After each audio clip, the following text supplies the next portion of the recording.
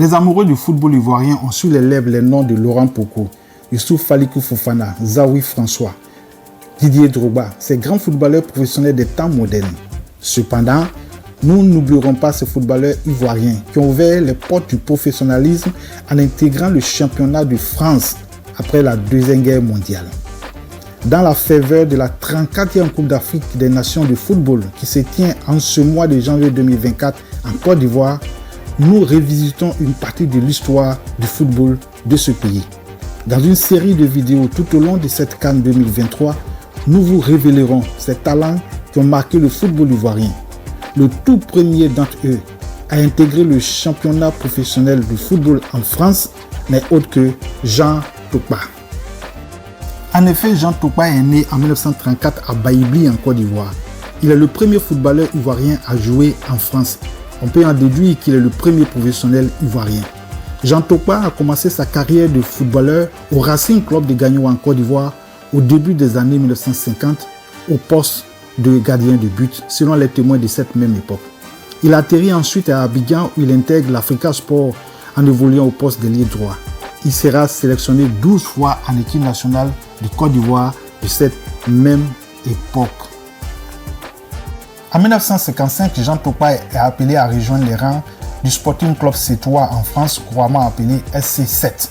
Une fois à 7, il est abandonné par le club qui ne souhaite plus l'enrôler. À l'été de cette même année 55, il est recruté par Montpellier à l'âge de 21 ans. Il portera les couleurs de Montpellier de 1955 à 1957. Jean Tokpa est par la suite recruté par l'Olympique Alès à la fin de l'année 57. De 1957 à 1959, il évolue sous les couleurs de l'Olympique Alès en première division. En 1958, la carrière de l'Ivoirien est à son paroxysme. Il brille de mille feux. Il est sélectionné en équipe de France B dans un match contre le Luxembourg. Il est même recruté parmi les 40 joueurs présélectionnés de l'équipe de France pour disputer la Coupe du Monde 1958. À cette époque coloniale, la Côte d'Ivoire faisait partie du territoire français. En 1959, il signe au Racing de Paris pour un transfert record de 26 millions de francs français. À cette époque, c'était énorme. Il restera au Racing de Paris jusqu'en 1965. En 170 matchs, l'attaquant ivoirien a inscrit 75 buts. Les qualificatifs dans la presse française ne manquaient pas à son égard. Tantôt le Pelé noir, le Brésilien, tantôt le sorcier, le magnifique. Blessé au genou en 1965, il retourne en Côte d'Ivoire où il entraîne l'Africa Sport. Jean Tokpa meurt en 2002 à l'âge de 68 ans. Voici pour vous un bref portrait du premier footballeur professionnel ivoirien. Les vidéos et les photos de lui sont très rares. Comprenez que nous étions dans les années 50 et 60.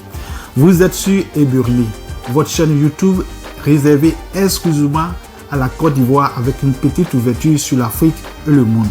N'oubliez pas de liker, de partager et de cliquer sur la cloche de notification pour recevoir de nouvelles vidéos. Merci et à bientôt.